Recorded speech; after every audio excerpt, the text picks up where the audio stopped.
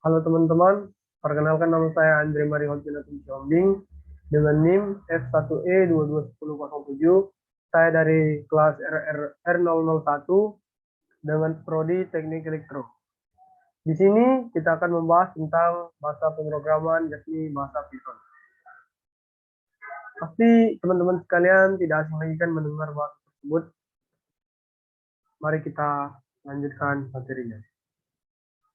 Oke, pengenalan bahasa Python dan pemrograman komputer. Apa yang akan kita pelajari dari PowerPoint tersebut atau PowerPoint ini?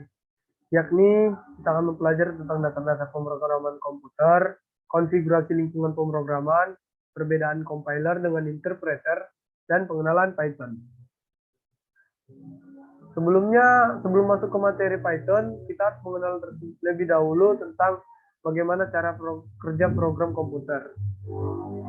Nah, di sini kita bisa lihat cara kerja program komputer yakni dari input atau data masukan, kemudian proses, data tersebut diproses, kemudian output, hasil keluaran, kemudian dari output kembali lagi input yang dinamakan dengan feedback.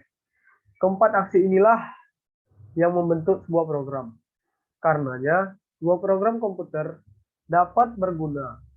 Tanpa program tersebut, bahkan komputer super sekalipun tidak bisa lebih dari sebuah proyek. Sebuah program tersusun dari bahasa yang dikenal dengan bahasa mesin.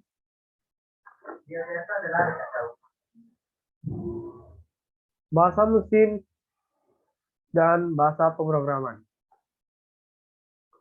Bahasa mesin sulit dipelajari oleh manusia, sedangkan bahasa mesin adalah bahasa yang dimengerti oleh manusia. Sorry teman-teman, di sini maksudnya bahasa pemrograman. Untuk memecahkan masalah tersebut, maka diciptakanlah bahasa pemrograman tingkat tinggi yang mudah dimengerti oleh manusia, sehingga manusia dapat membuat program komputer seperti apa yang ia inginkan. Agar dapat dimengerti oleh program komputer, bahasa pemrograman yang dibuat diterjemahkan ke dalam bahasa mesin. Sebuah program yang ditulis menggunakan bahasa pemrograman dikenal dengan source code atau kode program. Sedangkan file yang berisi source code dikenal dengan source file. Oke, kita lanjut teman-teman.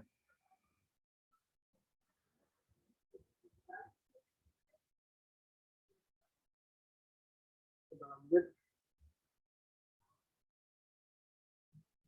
Oke, kita masuk ke materi inti, yaitu Python.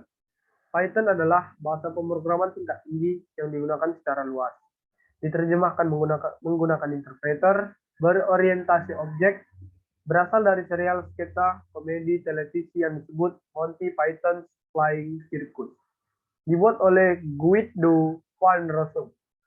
Kecepatan penyebaran Python ke seluruh dunia adalah hasil dari kerja berkesinambungan ribuan programmer, penguji, pengguna, atau banyak dari mereka yang bukan spesialis IT, dan juga penggemar. Tetapi, harus dikatakan bahwa ide pertama atau benih dari mana Python tumbuh datang ke satu kepala Guido. Apa itu kelebihan Python? Di sini kita harus mengetahui apa sih kelebihan dari bahasa pemrograman ini. Adapun kelebihan dari bahasa Python adalah yang pertama, mudah dipelajari dan untuk mengajar. Yang kedua, mudah untuk dimengerti dan digunakan. Selanjutnya, mudah untuk diperoleh, diinstal, dan open source. Selanjutnya, mendukung multi-platform dan multi-sistem. Kemudian, memungkinkan membuat programan rumit menjadi mudah. Dan yang terakhir ialah berorientasi objek. Maksudnya di sini tidak terlalu terikat ya teman-teman, tidak terlalu kaku. Jadi Python tersebut dapat kita modifikasi untuk mengikuti objek yang akan kita buat. Kemudian selain kelebihan, kita harus tahu juga apa itu kekurangan Python. Adapun kekurangan dari bahasa ini, yakni adalah yang pertama itu sangat lambat, dan yang kedua bukan pilihan yang baik untuk tugas-tugas yang membutuhkan memori besar. Karena Python ini seperti yang kita ketahui membutuhkan penyimpanan yang cukup besar juga ya teman-teman. Di sini ada data di mana perankingan yang paling tinggi digunakan di dunia. Yang pertama kita lihat di sini ada bahasa Python, yang kedua ada Java, 3 JavaScript, 4 C Pagar, 5 PHP, 6 C atau C++, dan selanjutnya.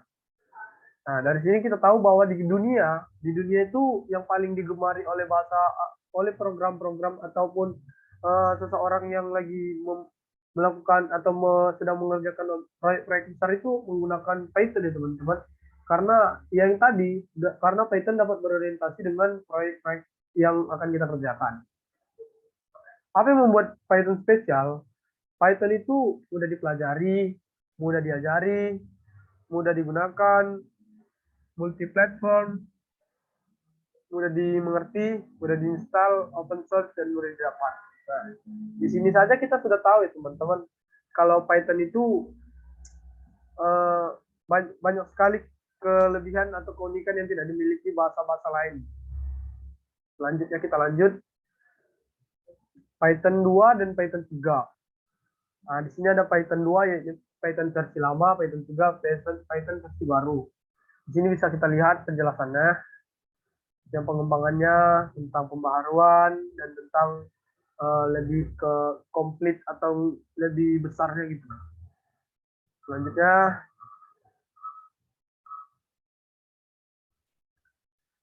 terdapat lebih dari satu Python. Oh iya, jenis-jenis Python. Python itu bukan cuma satu bahasa pemrograman ya teman-teman. Python itu terdiri dari banyak lagi bahasa-bahasa yang ada di dalam satu bahasa coding ini. Termasuklah itu CPython, Python alias CPython, kemudian ada lagi Python.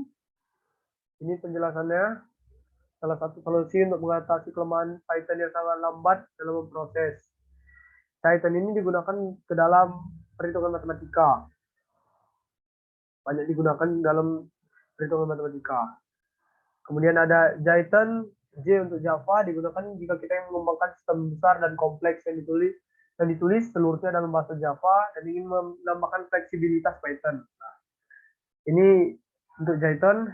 Kemudian ini ada PyPy, digunakan mewakili lingkungan Python yang ditulis dalam bahasa Python-like seperti Python yang bernama ReadPython, Restricted Python. PyPy berguna untuk menguji fitur baru. Oh ya. Selanjutnya ada juga yang dinamakan dalam CPython. Ada banyak jenis Python di dunia. Dalam materi ini akan berfokus pada CPython atau Python 3. Kemudian, untuk menginstal Python itu bisa dari Linux, Windows, dan macOS untuk pengguna MacBook. Yang untuk dari Linux, untuk OS Linux, kebanyakan Python telah terinstall. Hal ini dikarenakan infrastruktur Python banyak digunakan oleh komponen OS Linux. Contoh, Package Managers yang ditulis dalam bahasa Python. Untuk menggunakan Python, pengguna Linux dapat membuka terminal atau konsol dan mengetik perintah Python 3. Selanjutnya, dari Linux, nah, seperti yang di bawah ini ada keterangannya, ada bahasa codingannya teman-teman. Kemudian nanti selesai, kalau ini sudah selesai kita jalankan, komputer Anda akan siap melakukan pemrograman atau penginstalan untuk bahasa Python. Kemudian kita lanjut. Ini yang dari Windows. Yang dari Windows itu seperti laptop atau apa lain juga dan lain sebagainya. Itu bisa kita download dari ini dari laman website ini dan install dengan menggunakan step by step, langkah demi langkah yang nanti kita akan dapat menginstalnya sendiri. Ini untuk macOS, untuk pengguna MacBook. Oke, sekian penjelasan bahasa Python dari saya. Lebih dan kurang saya ucapkan terima kasih dan juga saya meminta maaf apabila saya ada melakukan kesalahan karena saya juga lagi proses pembelajaran untuk lebih mendalami tentang bahasa pemrograman yang ini. Terima kasih telah menonton video saya dan selamat bertemu.